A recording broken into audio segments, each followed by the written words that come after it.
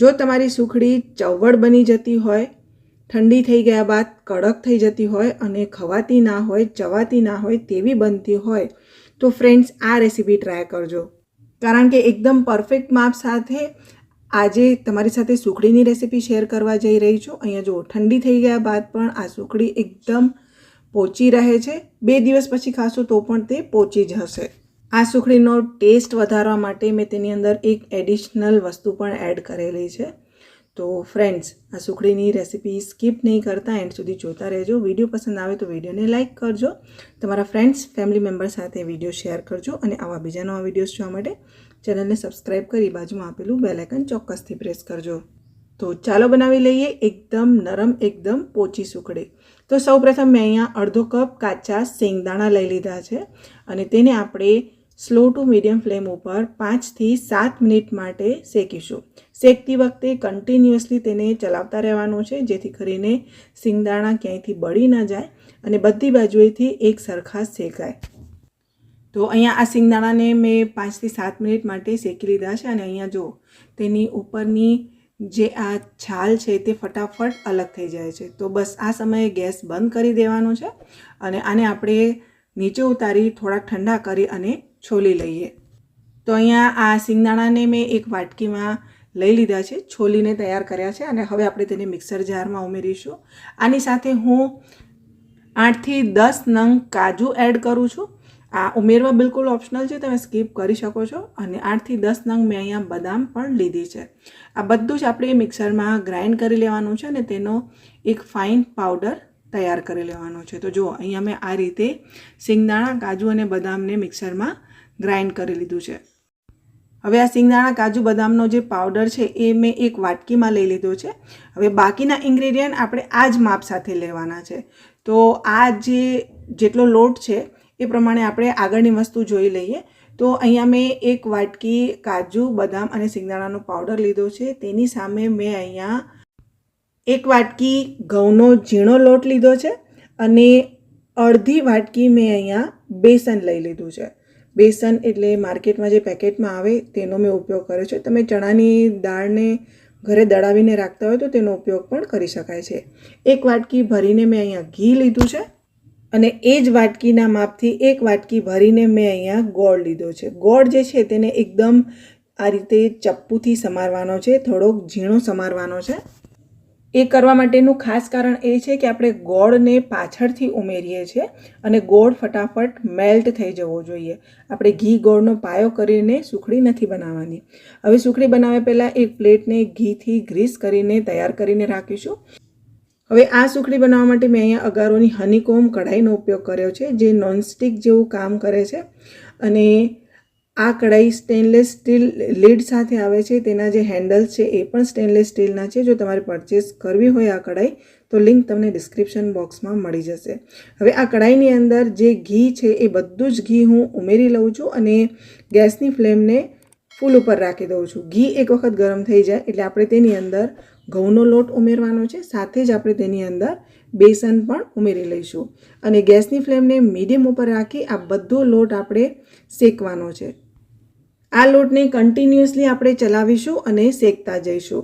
લોટ બળી ન જાય એ વાતનું ખાસ ધ્યાન રાખવાનું છે. એટલે ગેસની ફ્લેમ સ્લો ટુ મીડિયમ ઉપર રાખીને આ લોટને શેકવાનો છે અને આ લોટનો કલર જ્યાં સુધી ગુલાબી ન થાય ત્યાં સુધી આપણે તેને શેકતા જઈશું.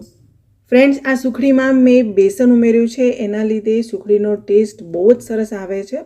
પણ જો તમારે બેસન ના ઉમેરવું હોય તો તમે 1.5 વાટકી ઘઉંનો લોટ લઈને પણ આ સુખડી તૈયાર કરી શકો છો. મેં અહીંયા ઘઉંનો ઝીણો લોટ અને બેસન બંનેનો ઉપયોગ કર્યો છે. આનાથી સુખડી વધુ સ્વાદિષ્ટ બનતી હોય છે અને એનો ટેસ્ટ એકદમ અલગ જ આવે છે. લોટ અને બેસન થોડાક શેકાઈ જાય એટલે આપણે તેની અંદર સૂજી એડ કરીશું અને સૂજી ઉમેર્યા બાદ કન્ટિન્યુઅસલી આપણે તેને ચલાવતા જવાનું છે. લગભગ 2 થી 3 મિનિટ સુધી લોટ શેક્યા બાદ મેં સૂજી એડ કરી છે અને હવે સૂજી સાથે આપણે તેને 2 થી 3 મિનિટ માટે હજી શેકીશું, જ્યાં સુધી તેનો કલર થોડો ગુલાબી ન થઈ જાય, લોટ હળવો ન થઈ જાય અને જ્યાં સુધી તેમાંથી સુગંધ ના આવવા લાગે. તો લગભગ અહીંયા ટોટલ 6-6.5 મિનિટ થઈ ગઈ છે અને તમે જુઓ પહેલાં કરતાં આ જે લોટ છે તેનો કલર ચેન્જ થયો છે આ લોટમાંથી થોડીક સુગંધ પણ આવવા લાગી છે. એ સમયે આપણે તેની અંદર સિંગદાણા, કાજુ અને બદામ જે આપણે મિક્સરમાં ગ્રાઇન્ડ કરી પાવડર તૈયાર કરીને રાખ્યા હતા તે ઉમેરીશું અને કન્ટિન્યુઅસલી આપણે તેને આ રીતે ચલાવતા જઈશું. ફ્રેન્ડ્સ, આ સિંગદાણા ઉમેર્યા બાદ આ સુખડીને આપણે વધારે વાર સુધી નથી શેકવાની. લગભગ 1 મિનિટ માટે જ આપણે તેને શેકવાની છે, બહુ વધારે સમય નથી શેકવાની. ફ્રેન્ડ્સ, આ વિડીયો તમે ક્યાંથી જોઈ રહ્યા છો, તમારા ગામનું નામ, તમારું નામ કોમેન્ટ સેક્શનમાં લખજો એટલે મને ખબર પડે કે મારા વ્યુઅર્સ કોણ છે અને ક્યાંથી મારી ચેનલને રેગ્યુલરલી જોતા રહે છે. તો અહીંયા તમે જોઈ શકો છો કે સુખડીનો જે લોટ છે તે એકદમ સરસ ફ્લફી થઈ ગયો છે, ફૂલી ગયો છે. મેં સિંગદાણા ઉમેર્યા બાદ 1 મિનિટ માટે તેને શેક્યું અને તેનો કલર પણ એકદમ સરસ આવી ગયો છે. તો ગેસ હવે આ સમયે આપણે બંધ કરવાનો છે અને આ લોટને આપણે નીચે ઉતારી લઈએ. તો ગેસ પરથી નીચે ઉતાર્યા બાદ આપણે તરત જ તેની અંદર ઇલાયચી પાવડર એડ કરીશું એટલે તેની ફ્લેવર ખૂબ જ સરસ આવશે. અને ત્યારબાદ જે ગોળ સમારીને રાખ્યો હતો એ આપણે ગોળ ઉમેરી લઈએ. તો એકદમ ઝીણો સમારેલો ગોળ હશે, ચપ્પુથી સમારેલો ગોળ હશે તો આ સમયે તે ફટાફટ મેલ્ટ થશે અને એકદમ સરસ સુખડી સાથે બંધાઈ જશે. જો તમે મોટા પીસીસ રાખશો તો ગોળ મેલ્ટ થવામાં વાર લાગશે અને તે બરોબર ઓગળશે નહીં ને તેના ગાંઠા રહી જશે.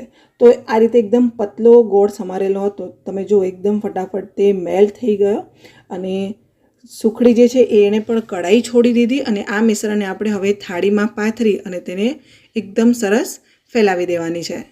તો અહીંયા થાળીને મેં પહેલેથી જ ગ્રીસ કરીને રાખી હતી. આ પ્રોસેસ તમારે પણ પહેલેથી કરી લેવાની એટલે ફટાફટ તમે થાળીમાં આ સુખડીને પાથરી શકો. તો અહીંયા બધી બાજુ એક સરખી મેં સુખડીને પાથરી લીધી છે. અહીંયા ઉપરથી જો તમારે ખસખસ કે ડ્રાયફ્રૂટની કતરણ ઉમેરવી હોય તો તમે ઉમેરી શકો છો, પણ મેં નથી ઉમેરી. આ સિમ્પલ સુખડી જ ખૂબ જ ટેસ્ટી લાગે છે અને એટલા માટે મેં તેને આ રીતે રહેવા દીધી છે. અને ગરમ હોય એ સમયે જ તેના પીસીસ કટ કરી લીધા. આ સુખડીને હવે આપણે થોડીવાર માટે ઠંડી થવા દઈશું એટલે તે સેટ થઈ જાય અને ઠંડી થઈ ગયા બાદ આપણે તેના પીસીસ અલગ કરી લઈએ. સુખડી બરાબર સેટ થઈ ગઈ છે. અહીંયા જો પીસ પણ એકદમ સરસ આખા નીકળી ગયા છે.